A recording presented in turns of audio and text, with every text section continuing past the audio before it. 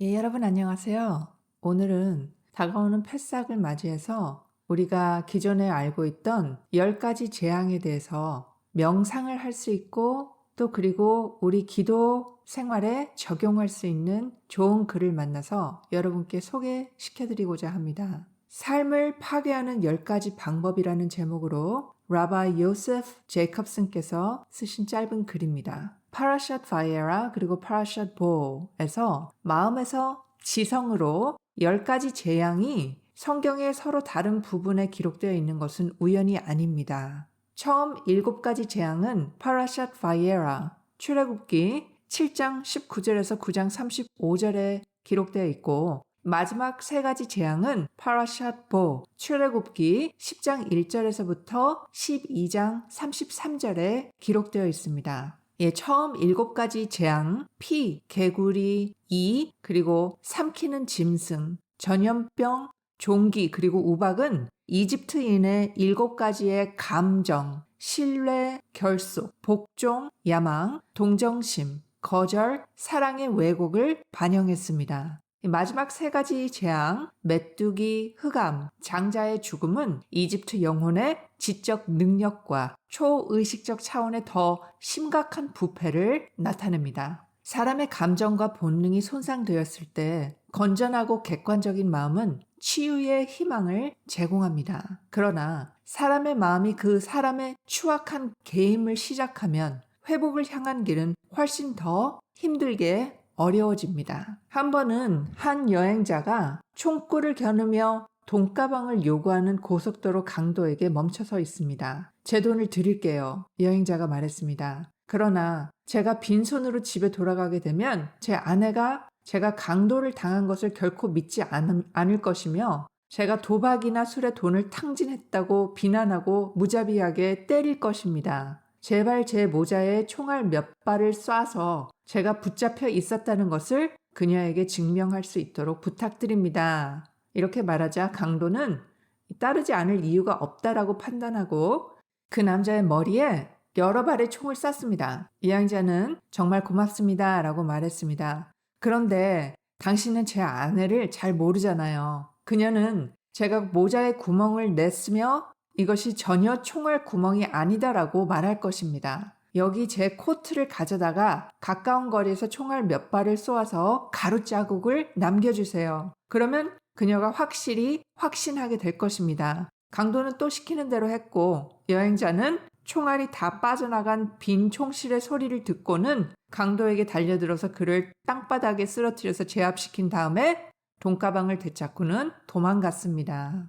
이 브레슬러브의 하시딕 마스터 라비 낙맨께서 들려주신 이 이야기는 많은 사람들의 삶의 비극적인 패턴을 전달합니다. 우리 각자는 우리 안에 맴돌고 있는 도둑, 즉 부정적인 성향을 갖고 있습니다. 도둑은 계속해서 우리에게 내면의 선함과 영성을 빼앗고 싶어 합니다. 그러나 우리 중 많은 사람들은 도둑이 우리를 향해 총탄을 쏜 후에야 도둑과 맞서 싸울 의지와 힘을 발견하게 됩니다. 건강에 해로운 중독과 충동이 우리의 삶을 소모하도록 허용한 후에야 우리는 그것이 텅텅 비고 공허하다는 것을 깨닫고 마침내 도둑을 제압하고 회복의 길을 시작할 용기를 찾습니다. 토라에 기록된 10가지 유명한 재앙을 3300년 전 이집트 제국을 멸망시킨 일련의 초자연적 사건으로 보아서는 안 됩니다. 토라는 히스토리 북이 아닙니다. 토라는 고대 이야기를 기록한 책일 뿐만 아니라 삶의 청사진이자 인류 발전의 매뉴얼입니다. 그러므로 토라에 기록된 에피소드는 각 사람의 마음속에서 지속적으로 발생하는 시대를 초월한 영적인 이야기를 나타냅니다. 이 21세기에서 우리의 10가지 재앙 이야기를 우리 개인의 삶에 어떻게 적용해야 할까요? 카발라는 모든 인간의 영혼이 10가지 에너지 포인트, 즉 내면의 성격을 구성하는 10가지 특성으로 구성되어 있다고 가르칩니다. 처음 3가지는 영혼의 잠재의식적 정체성과 인지력을 형성합니다. 마지막 7개는 영혼의 감정적 인물을 구성합니다. 10가지 세피롯, 빛이라고도 알려진 이 10가지 특성은 카발라에서 다음과 같은 방식으로 열거됩니다. 나눠드린 차트에서 보시다시피 첫 번째의 세피라는 케털이고 마지막의 세피라는 말쿠트잖아요. 그런데 제가 읽을 때는 맨 밑에 있는 말쿠트에서 시작해서 케털인 맨 위로 올라가는 식으로 읽어드리겠습니다. 제일 첫 번째 말쿠트, 이것은 P라고 토라에 나오죠.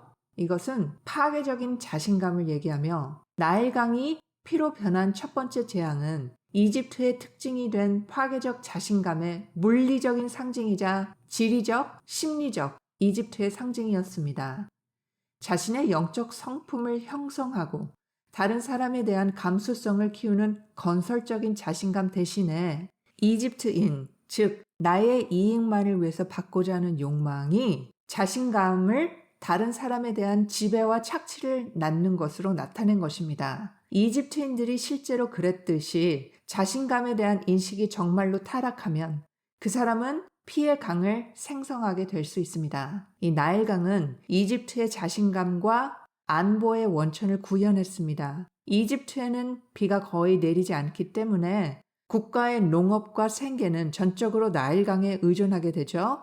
그러므로 고대의 이집트인들은 실제로 나일강을 신격화했습니다. 나일강물이 피로 변한 것은 자신의 신뢰를 피로 바꾸고 자신의 힘과 권력의 지위를 이용해 수많은 무고한 인간을 학살하고 도살하는 국가의 삐뚤어진 상태를 반영했습니다. 다음은 예소드 면에 해당하는 개구리의 재앙. 이 개구리의 재앙은 차가운 친밀감을 이야기합니다. 개구리 떼가 이집트를 덮친 두 번째 재앙은 심리적 이집트에 사는 사람의 특징인 차갑고 냉정한 친밀감을 상징했습니다. 개구리는 냉혈 양서류이며 추운 기후에서 부화합니다. 이 암컷 개구리가 일반적으로 물에 알을 낳고 그곳에서 올챙이로 부화합니다. 또한 육지에 사는 개구리는 차갑고 습한 구멍에 알을 낳습니다. 이로 인해 이러한 사고방식으로 낳은 알이 부모의 보호를 받지 못한다는 사실 때문에 개구리는 카발라 쪽에서 무감각, 무관심, 냉담함의 감정 상태를 반영하게 되었습니다. 이 상태는 인간이 배우자, 자녀, 친구 등 다른 사람과 진정한 감정적인 친밀감을 경험할 수 있는 능력을 앗아갑니다. 이 개구리의 성격은 무지와 무관심의 차이가 무엇입니까? 라고 질문하는 사람에게 모르겠어요. 관심 없어요. 라고 대답하는 사람입니다. 다음 세 번째는 hold 세피라고요. 10번째 재앙에서는 이로 상징이 되는 이것은 건강에 해로운 복종을 의미합니다. 이집트의 먼지가 이로 변한 이 세 번째 재앙은 불건전한 복종의 증상을 반영했습니다.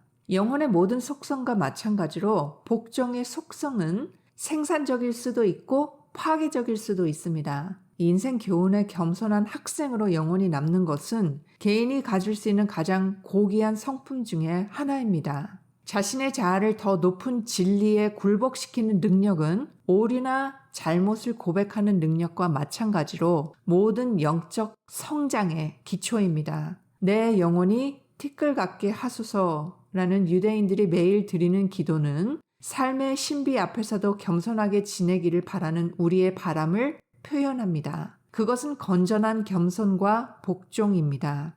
파괴적인 이집트인의 복종은 사람의 정신을 짓밟고 삶에 대한 열정을 무디게 만드는 겸손입니다. 자신을 중요하지 않은 무가치한 존재로 생각하는 이러한 유형의 복종에서 자신을 쓸모없는 먼지로 인식하는 것은 자신의 삶의 사기를 저하시키고 타락시키는 이로 발전합니다. 이집트의 먼지가 이로 변한 것처럼 이러한 유형의 겸손은 사람의 피를 빨아먹고 그 사람의 활력과 에너지의 흐름을 앗아갑니다. 이 칼린의 거룩한 라비 아론은 다음과 같은 표현을 하셨습니다. 우울증은 죄가 아닙니다. 그러나 우울증이 하는 일을 죄는 할 수 없습니다. 이것은 우울증은 어떤 잘못보다 더 큰 영향을 미친다라는 것으로 이 죄로 인한 심각성을 나타냅니다. 네 번째는 스피라 넷삭. 이것은 포식하는 짐승들로 상징되어 있으며 거친 야망을 뜻합니다. 탐욕스러운 짐승떼가 이집트를 공격한 이 네 번째 재앙은 불건전한 야망의 물질적인 상징입니다.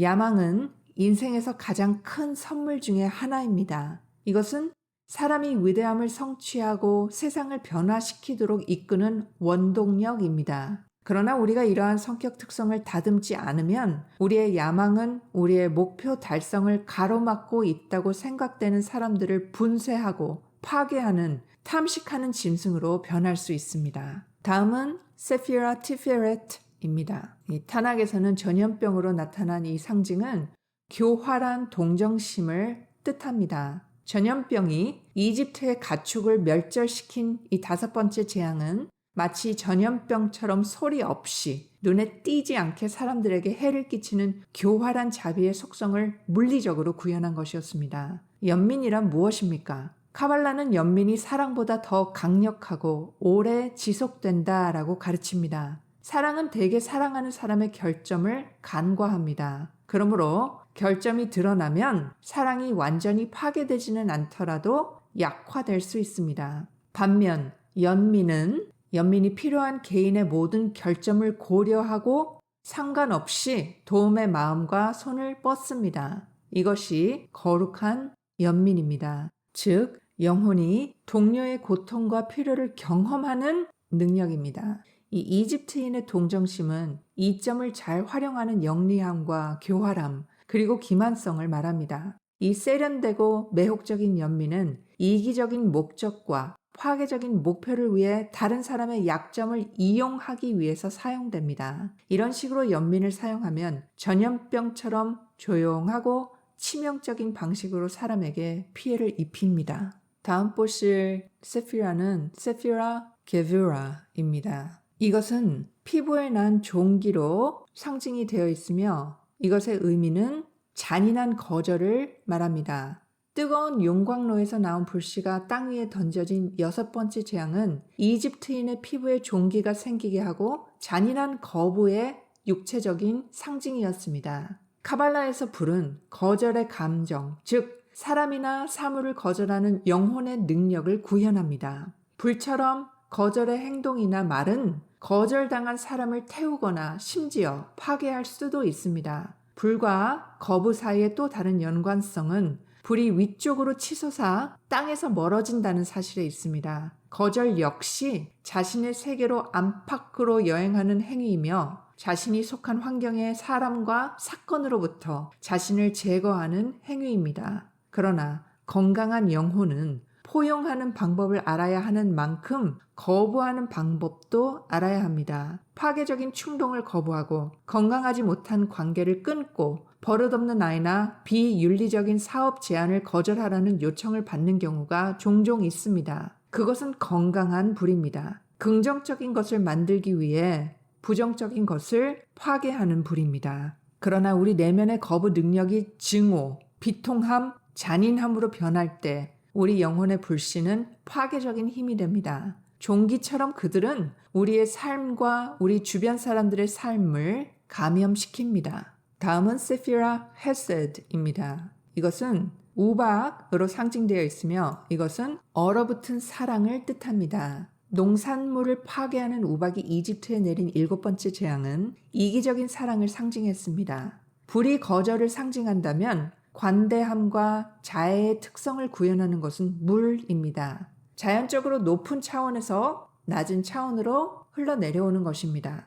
카발라에서 사랑의 흐름은 상쾌한 활력으로 인간의 영혼을 적시고 영양을 공급하는 물의 흐름에 비유됩니다. 그러나 자신이 이집트의 속박에 빠져 있는 사람은 오직 냉랭한 사랑, 즉 전적으로 이기적인 동기와 자기 중심적인 고려에 기초한 사랑만을 알고 있습니다. 이 사람의 이 비로 비유하는 이 같은 사랑의 흐름은 우박처럼 차갑고 얼어붙어서 사랑하는 사람을 양육하기는커녕 오히려 해를 끼치게 됩니다. 다음은 지성에 해당하는 3가지 세피롯입니다. 세피라 비나, 이것은 지성에 해당하는 것이며 메뚜기로 상징되어 있습니다. 이것은 삐뚤어진 지능, 이집트식 지식주의의 비극을 나타냅니다.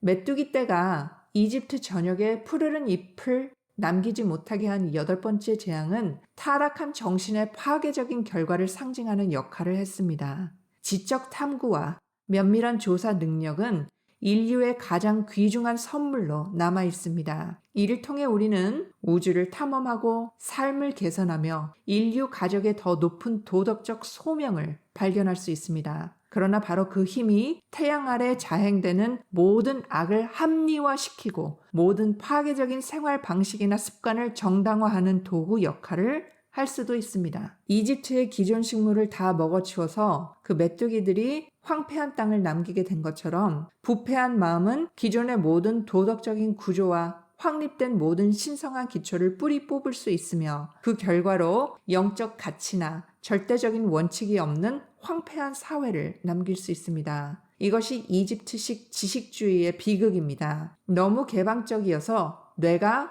빠져나가는 것입니다. 이 말은 건전한 추론이나 판단력이 부족하다는 뜻입니다. 9번째 세피라는 호크마, 이것은 구상의 능력으로 어둠으로 탄악에서 상징된 이것은 잠긴 마음을 뜻합니다. 짙은 어둠이 이집트를 뒤덮은 이 9번째 재앙은 억제된 이집트인 영혼이 구상 능력을 실현할 수 없음을 반영했습니다. 개념의 힘은 이전에는 접근할 수 없었던 새롭고 독창적인 아이디어를 생각해내는 마음의 능력입니다. 어떻게죠? 지성이 자신의 한계와 경계를 날카롭게 깨닫고 지적 애고를 중단하여 더 높은 빛에 자신을 열어서 이전에는 접근할 수 없었던 진실이 나타나게 되고 마음에 새로 생성된 빈 공간을 밝힐 수 있게 합니다. 사람이 오만하고 거만하면 마음이 깨달음을 경험할 수 있는 능력을 부인합니다. 그는 삶에 대한 자신의 좁은 비전에 영혼이 갇힌 채로 어둠 속에 머물도록 자신을 강요합니다. 맨 마지막 10번째 케터 세피라는 초의식으로 번역되며 이것이 탄악에서 장자의 죽음으로 상징되어 있습니다. 이것은 정체성의 죽음을 의미합니다. 이 10번째 재앙이자 마지막 재앙으로 이집트의 장자들이 죽는 재앙은 모든 재앙 중에서 가장 파괴적인 재앙이었습니다. 그것은 이집트인의 영혼 학대가 영혼의 의식적 능력에 영향을 미칠 뿐만 아니라 초의식적 힘도 왜곡하고 파괴한다는 사실을 반영했습니다. 카발라에서 가족의 장자는 의식적인 자아의 표면 아래에 있는 영혼의 처음 형성된 본능과 동기를 상징합니다. 성격이 이러한 차원은 숨겨져 있고 접근할 수 없기 때문에 일반적으로 위반하기가 더 어렵습니다. 그러나 지속적인 중독과 학대의 생활 방식은 궁극적으로 장자의 죽음, 즉 영혼의 초의식적 요소의 죽음을 가져올 것입니다. 이것은 이집트인의 중독과 학대의 악순환을 종식시킨 마지막 총알이었습니다. 유대민족은 해방되었고 10계명을 받기 위해 순조롭게 나아가고 있었습니다. 10계명은 무엇입니까? 그것은 10가지 재앙에 해당합니다. 재앙이 영혼의 10가지 기능의 왜곡을 반영한 것처럼 10계명은 이 10가지 기능 각각의 영적 치유의 길을 나타내며 10가지 모두가 인간의 신성한 본질의 조화와 광채를 표현하도록 합니다.